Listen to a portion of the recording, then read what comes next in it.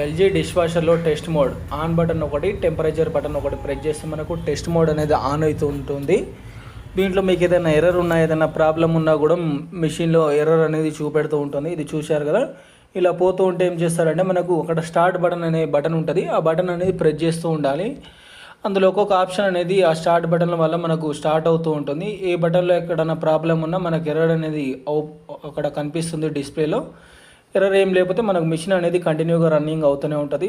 దీనివల్ల ఏంటంటే మనకు స్మార్ట్గా మొత్తం మిషన్ అంతా ఇప్పకుండా స్మాల్ ఎర్రర్ అనేది మనకు దీంట్లో చూపెడుతూ ఉంటుంది.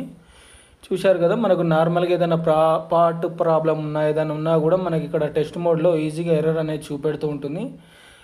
అది అయ్యే కొద్దీ మనం స్టార్ట్ అనేది చేస్తూ ఉండాలి. దానివల్ల మనకు టెస్ట్ మోడ్ అనేది అన్ని ఆల్ ఫంక్షన్లు అనేది హీటర్ కాంచెలు, మోటరు, సెన్సార్లు ఇవన్నీ మనకు పనిచేస్తున్నాయా లేవా ఈ టెస్ట్ మోడ్లో మనకు వర్క్ చేయడం తెలుస్తుంది. ఎందుకంటే మనం మిషన్ అంతా ఇప్పకుండా ఓన్లీ టెస్ట్ మోడే చేసుకుంటే ఏమవుతుందంటే 5 నిమిషాలు మనకు టెస్ట్ మోడ్లో ఏదైనా ప్రాబ్లం ఉన్నా ఈజీగా తెలిసిపోతూ ఉంటుంది. ఫ్రెండ్స్, మీ ఇంట్లో ఏదైనా ఎల్జీది డిష్ వాషర్ ఉంటే టెస్ట్ మోడ్ అనేది యూజ్ చేయడానికి ఆన్ బటన్ ఒకటి, హై టెంపరేచర్ బటన్ ఒకటి ప్రెస్ చేస్తే మనకు టెస్ట్ మోడ్ అనేది వస్తుంది.